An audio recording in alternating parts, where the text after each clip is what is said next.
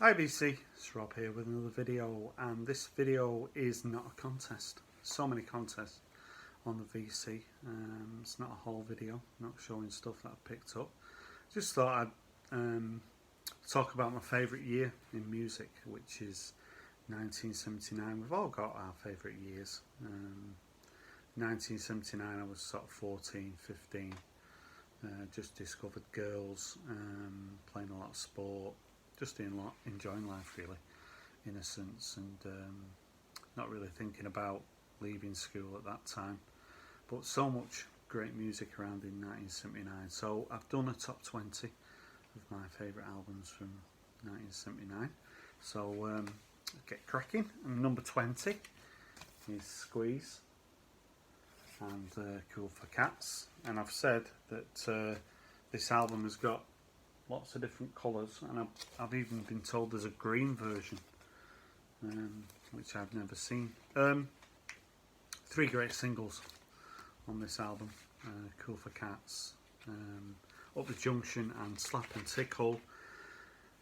I would love Squeeze's singles, and they've easily done 10 great singles, but their albums always kind of suffered for me. But this makes it into my top 20. At number 20, it's Squeeze and Cool for Cats. Now at number 19 is The Damned, and I mean, this album's got I've never sort of pronounced what this album's called. Is it Machine Gun/etc? Saw The Damned in 1980, and that was a hectic gig full of young punks, and yeah, I was one of them. Love song, Just Can't Be Happy Today, Smash It Up. Yeah, I saw them at a place called the Osborne Club, which has just been demolished. And the Damned certainly smashed it up that night, and the UK subs were pretty good as well. And this is a good album from 1979. Now, my number 18 it's got one of my favourite songs from 1979. It's Look Sharp, Joe Jackson. And I was pretty obsessed with the song Is She Really Going Out With Him, because there was a girl that I really fancied, and she was going out with this guy, and I just couldn't understand why she was going out with him. So it came out at a really good time. I always said if Joe Jackson was better looking, I think he'd have been a bigger star really. Looks are pretty important, solo singers. But Joe Jackson's released a lot of good albums, and this is one of them. It's my number 18. Now, number 17 is The Undertones. This doesn't include Teenage Kicks, but it includes Jimmy Jimmy and Here Comes the Summer. And me and my friends there's certain bands who were mad on. They weren't the most successful bands. I sort of had a group of friends who at lunchtime we used to go to each other's houses and play. Sort of one guy called George, his parents worked, so we could go back to his house and burn stuff and listen to music. And we had loads of singles. We used to listen to the chart rundown on a Tuesday. But I mean, the Undertones were like the boys next door, weren't they? And that's a little bit like me and my friends, you know, weren't the best looking, but we thought we were. So yeah, the Undertones at number 17. Now, number 16 is a group who had a huge single success, and it's Madness, and the album One Step Beyond. Madness's singles were just massive. I mean, I went to parties in 79. I was doing that sort of walk, dance, whatever it was. I can remember sort of falling over numerous times in the street. You know, they called them the Nutty Boys, and they released great singles. I don't think they actually released an album which stands up with that much quality. They were a singles band, but boy did they release a lot of great singles, you know, Our House and House of Fun. It seemed like every month they released a great single. They had a real purple patch at the sort of beginning of the 1980s till about 83. Any greatest hits of Madness, it's just hit after hit. On here we've got One Step Beyond, The Night Boat to Cairo, My Girl, The Prince. And it's just a fun album, Bed and Breakfast Man. So yeah, this is my number 16. It's One Step Beyond by Madness. And at number 15 is the Specials and the self-titled album. So I think I probably preferred Madness to the Specials, but I prefer this album to One Step Beyond. It's got Message to You, Rudy on it, a great track called Nightclub, Concrete Jungle. There's so much energy on this album. You listen to it and you just can't help. It just takes me back to going to parties and going around to friends and playing. I mean, we just used to go around to each other's houses with an armful of records. It's no wonder my records are in such poor condition, but yeah, another great album from 1979, and it's the Specials. Now, at number 14, you notice how many great bands released albums in 1979. Amazing, really. There's another one, The Pretenders, their debut album. And I noticed that Stop Your Sobbing was produced by Nick Lowe, and Chris Thomas produced this album. I think he produced the Sex Pistols. But, I mean, there was something about Chrissie Hynde. I mean, you know, she was a bit rough around the edges, but maybe I like him like that. But this is a good album. Kid, Stop Your Sobbing, Private Life, Brass in Pocket, I think it was first number one from 1980. And I always liked the Pretenders. I think they had. Still releasing good stuff now, Chrissie Hynde. You know, great campaigner. You know, quite a couple of members of the band sort of died, sort of drug overdoses, which, you know, didn't stop them sort of performing and going from strength to strength. But yeah, this is a really good debut album. The Pretenders, they're my number 14. And at number 13, a popular album in America is the B-52s. So I was totally obsessed with Rock Lobster. But I was disappointed that it wasn't a big hit. In the UK, it was like number 37, something like that. And the single had the same cover as that. Bought this album a few years later. But I mean, they didn't, in sort of the 90s when Love Shack came out, I don't like that song. A song called Rome wasn't too bad. But I'd rather the B-52s just didn't produce anything after the first couple of albums. But this is a strong one, B-52s, and it's my number 13. Now, number 12, this is a sentimental choice, really. It's the Skids and Days in Europa. So again, going back to my friends, we were crazy about the Skids. They were not sort of the most successful sort of punk new wave band. Stuart Adamson, who formed Big Country, was in the Skids, along with a guy called Richard Jobson, who went into journalism. They've kind of reformed. They've been touring without Stuart Adamson. Sadly, about 10 years ago, committed suicide. Really sad. But me and my friends were really strong fans of the Skids. I think when you're with your friends, I mean, I don't know what it's like these days, but me and my friends, we kind of obsessed about certain bands, and the Skids are one of them. They were kind of, you know, it was a badge of honour that we got the Skids single, even though the singles, you know, barely reached the top 20. You know, we had to get the Skids single when it came out, and this has got Working for the Yankee Dollar on it, which we absolutely loved.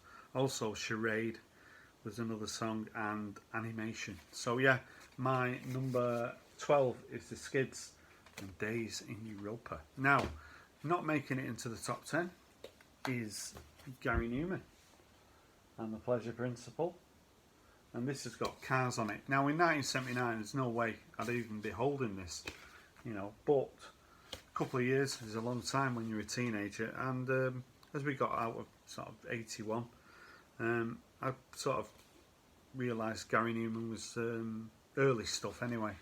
I kind of got into, but in '79, I just I couldn't abide him really. He just seemed, I don't know what it was about him. It was just that sort of electronic music I just wasn't really into, but I can appreciate it now. But it still doesn't make it into my top 10. It's my number 11. It's Gary Newman and The Pleasure Principle. Now, getting into the top 10, and these are all great albums, but you've got to put them in order when you're doing a chart. So, David Bowie, and The Lodger. And this was the only David Bowie album I had for years. Now there's some David Bowie aficionados out there. I think this is a Canadian import. It's got a grey RCA. So I know Richard McCook's a massive Bowie fan. Maybe you can tell me a little bit about that, Richard. Hopefully you're watching. So, I mean, the track on here that always... I love Fantastic Voyage. I like that track. Boys Keep Swinging. The video for that sort of... yeah, a bit mixed me up a little bit, that one. But, like I said, I was never the biggest Bowie fan when I was a teenager. I had cousins who were crazy about David Bowie and Roxy Music. They were a bit older than me. But I was always sort of... I liked his singles, but his albums I sort of left alone. It was only really when I picked up that huge stack that I spoke about in a previous video that I really started to get into David Bowie. And this is an album that I rescued from an ex-girlfriend. So yeah, The Lodger, my number 10. Now, number 9, it's a great album. It's Talking Heads and Fear of Music. So in '79, I wasn't listening to Talking Heads. It was 1980 when Once in a Lifetime came out. But maybe 20 years ago, I picked this up on vinyl. It's a great album. The reason really it's not higher is probably because there's quite a few sort of sentimental albums that maybe I don't quite like as much as this album, but I've just got an affinity with some of these later albums that, you know, I've got memories, and I haven't really got the same memories with this album. So yeah, Fear of Music by Talking Heads is my number 9. Now, number 8 is Eat to the Beat by Blondie. And me and my friends all absolutely love Debbie Harry. I mean, we just loved her. We all fancied her. But the music was great as well. I mean, when you've released an album like Parallel Lines, to come back with an album as good as this, Dreaming, Union City Blue, Die Young, Stay Pretty, Slow Motion, Atomic, Accidents Never Happened, Hardest Part, so many great songs, so many memories about this album. You know, it's a shot really. You know, I just Blondie are one of those bands that I've got so many good memories, because all my friends, they were a band that everyone liked. I mean, for me, after this, and Auto America, you know, Rapture, but this was the beginning of the end for Blondie. But, you know, a couple of albums that were top notch, and yeah, one of my favourites is Eat to the Beat. Now, number 7, and there's some great albums coming up, is Armed Forces. So Elvis Costello, he was just a lot of my friends weren't really into Elvis Costello. Because I went to see him in '79, I sort of really liked him, but I didn't have his albums. This is an album that I got into maybe in the late 80s, but I've always really, I don't know whether it's his best album. It's his first 3 albums are just so strong, but I had to put this in the top 10 because no top 10's complete without Elvis Costello. So yeah, Elvis Costello is my number 7. Now, number 6, and this one might be a little bit of a shock. It's not a shock for me. Sister Sledge. And I don't know if there can be a thread of albums that can be greatest hits. So We Are Family could certainly be a greatest hits. He's the Greatest Dancer, Lost in Music, Thinking of You, We Are Family. I mean, the memories for me for this is girls at school in the common room playing this record and me sort of hanging around saying how good it was, and when I wasn't that keen on it. But I really got into that chic sound. And as the years went on, I just liked this album more and more, and I could easily put this higher, and it's We Are Family, but they're my number 6 by Sister Sledge. Now into the top 5, and this album's my number 5. It's Setting Suns. So the Jam's fourth album. When this came out, I was obsessed with it. This is a reissue. All my Jam albums were lent to someone. I never got them back. You know, sort of stupid thing you do. But when this came out, it was kind of a concept album, sort of. But Eaton Rifles is on this album, and that was the first sort of hit the Jam had in the top 10. Before that, the record seemed to get in the top 20, even maybe number 16. But Eaton Rifles sort of catapulted them. They never looked back after Eaton Rifles. And this album's, you know, Saturday's Kids is a great song. It's not, I mean, this really should be a lot higher, shouldn't it? The Jam, my favourite band. But out of the Jam sort of albums, it's one of my least favourites. Obviously I do still like it, but I need to maybe revisit it and listen to it again, because it used to be one of my favourite albums. Girl on the Phone, Thick as Thieves. You can sort of hear a bit of a thread in it about sort of military life, if you like, and guys maybe coming out of the forces and sort of struggling to adapt. But yeah, my number 5 is Setting Suns by the Jam.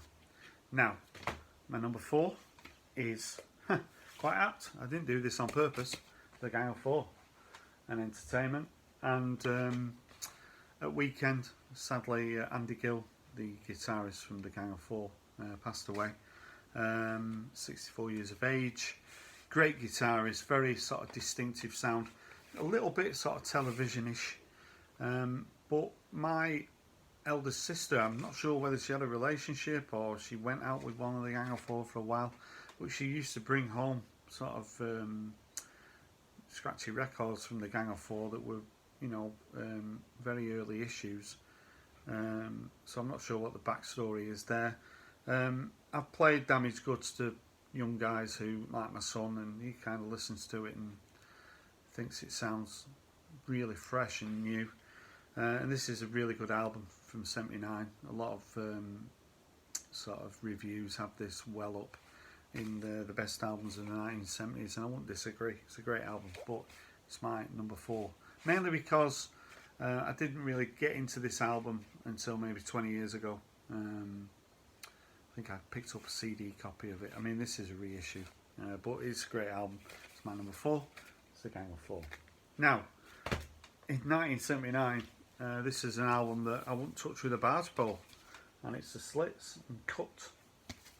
So the Slits were a band who, you know, I knew that sleeve, but I never delved into the Slits. They've just never played on the radio, so never sort of heard the music. And I've been ignorant about the Slits for a very, very long time.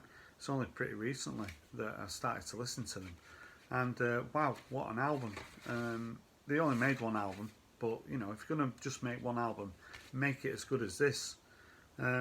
It just has a dub reggae sort of new wavy feel to it, but I'm still discovering it. You know, in another year this could be a number 2 or a number 1. It's a great album. Really love it. Cut by the Slits. Now, my number 2 is, this was a toss-up, but chose this one. Regatta de Blanc by the Police. Now, the Police were the first band really that I got into, bought all the singles on. I got into them when Can't Stand Losing You was reissued, and then a lot of the other singles, Roxanne was kind of reissued, and then Message in a Bottle came out, and that sort of, I absolutely love Message in a Bottle. Walking on the Moon, Don't Stand So Close to Me. The first 2 albums and the third album as well I've got a soft spot for. This album, again, I mean, how many times have I played this album? I mean, I couldn't even begin to tell you. Bring on the Night. It's not an album that I'm that familiar with now, but I know that if I put it on, I've played it. I do play it occasionally. and it's really nostalgic for me because I absolutely love the Police. You know, I mean, later on, Sting's not someone who I've, got much music by at all, if any. I really like Stuart Copeland. I thought he was quirky, a great drummer. Andy Summers, good guitarist. I think maybe he was a little bit miserable. Sting maybe takes himself a little bit too seriously, but in 1979, I don't think there was a better band than Police. And anyone who's sort of my age, in mid-50s, I'm sure love the Police. They're one of the favourite bands, and the music still does stand up. A lot of sort of reggae influence on here as well, but great songs, just a great time, and a great band. The Police, my number 2, and my number 1 is this one, XTC, Drums and Wires. When I was 14, 15, didn't have much money. I used to buy singles for like 25 pence and ex-jukebox singles and stuff like that, but I did get enough money together, maybe it was at Christmas, to get this album. It's seen better days. But I mean, there was a track on here I'd never really liked at the time, Complicated Games, but I really like that track now. Reel by Reel, Day in Day Out, Helicopter, 10 Feet Tall. Making Plans for Nigel is just, if I did my top 20 singles, that would be way up. I went through a phase of being sick of it, but now I just love it, and maybe it's just sort of nostalgia. The older you get, the more nostalgic you get, and this is such a special album, and I absolutely love the sleeve as well. So yeah, that's my top 20 albums from 1979. I'd love other people to maybe choose a year and jump in and join in on this if it's going to be a thread. I'm sure people have done it in the past, but I just wanted to do a video sharing my favourite albums from 1979, a few little stories along the way. So if you've got any comments about my favourites from 1979, maybe I missed a few out. I'm sure I have. These are just personal to me. So make any comments, I'll always get back to you. I love the interaction. So that's it from me. Thanks for watching this video, and bye for now.